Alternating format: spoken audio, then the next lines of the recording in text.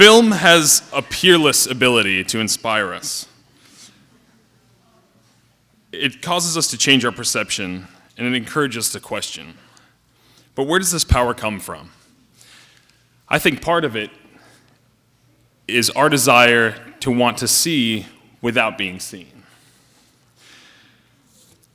In the beginning, film was an individual act. You'd stare into a box, images would cycle in front of you. It was a moving picture, very literally, no sound. Like looking on a diorama made special for you. And immediately we were enthralled in the idea of visiting a place and time that wasn't this.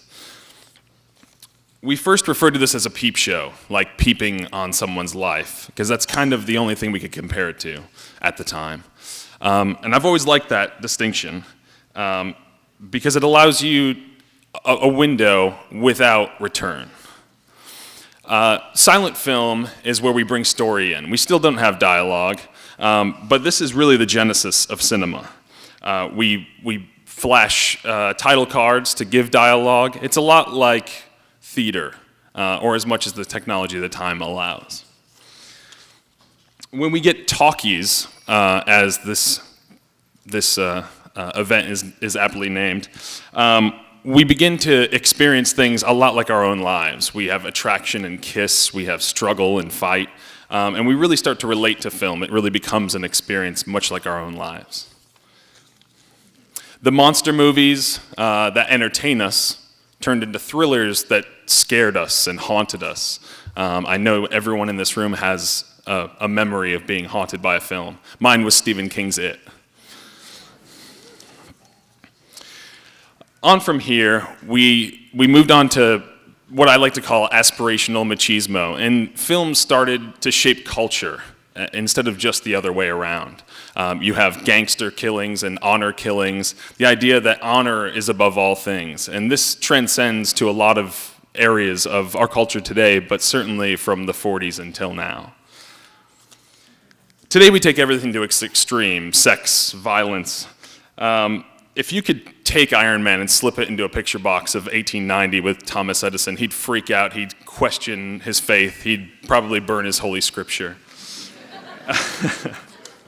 But I think realism and our understanding of realism is only part of this. Composite effects and motion graphics have taken us to a place that when we see impossible things, we just have an assumption that it is a fabrication. And that's one part of it. But there's another side to the story that I think we need to examine, and that's social behavior.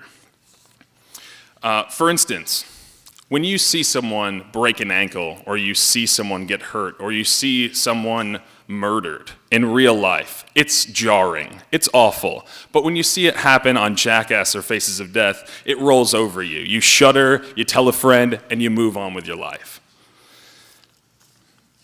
Sex and the evolution of sex is a slightly different beast. We went from passionate kissings and heavy pettings, and today we're in a world of hypersex where really anything goes. There's really one thing that doesn't go, and that's about it. Everything else goes. We don't share the same verve for sex and love and affection in our real lives.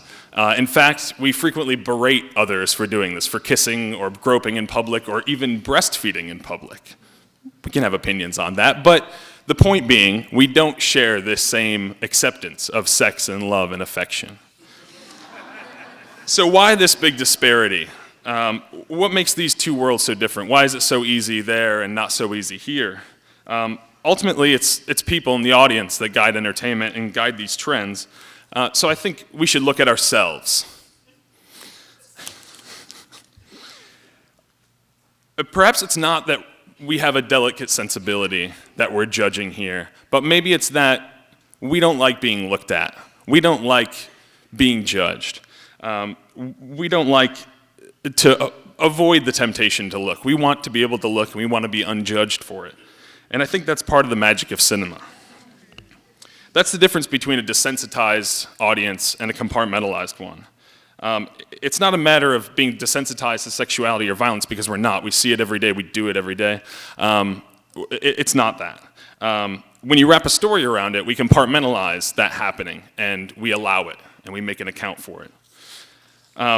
the need to be immersed is something that needs to happen for this compartmentalization to take place. And the difference between a campfire story and a story in person and a film is that you're engaged with the people. You're engaged with the speaker, you're engaged with your friends judging you for what you do and don't find exciting about the story. That's not immersion. That's a story and it's beautiful, but it's not immersion. In story versus world, your ability to engage in a story is directly proportionate to your ability to disengage with everything outside of that story. And again, this is the idea of immersion. The more your environment demands of you, the less you can dedicate to paying full attention to what's in front of you. And this is how you prepare for immersion. The theater is the perfect immersion. There's a bright screen in front of you. You're a room awash in lights and sounds. Everyone's staring in the same direction. It's almost as if we have blinders on and we're isolated, although we're in a crowd of people. Welcome to the Peep Show. This is your keyhole. This is a great forum for change to take place. These conditions where new ideas can be accepted, where no one's judging you, where you can see something you've never seen before, experience something you've never seen before, relate to something you've never been able to relate before without judgment. This is a place untouched by judgment. For all these reasons, cinema creates a great opportunity to reach people and to institute cultural change. I implore filmmakers to take on this evolution and to use their films in big and small ways to create social change. These voyeurs are in your world, they're on your terms, and nobody's watching them.